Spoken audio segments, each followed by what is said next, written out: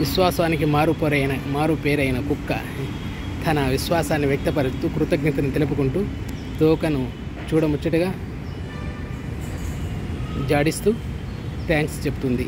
పాపం ఎంతగా ఆకలి ఉన్నదో. ప్రతి ఒక్కరు కూడా ఇటువంటి పశుపక్షాదులను, క్రిమికీటకాదులను, వన్యప్రాణులకు ఆహారం పెట్టడం మన యొక్క విధి ధర్మం. మనం సంపాదించే డబ్బులో కొంచెమైన, అతి తక్కువ శాతమైన పశుపక్షాదులకు, కుక్కలకు ఆహారాన్ని పెట్టడం మన యొక్క విధి ధర్మం.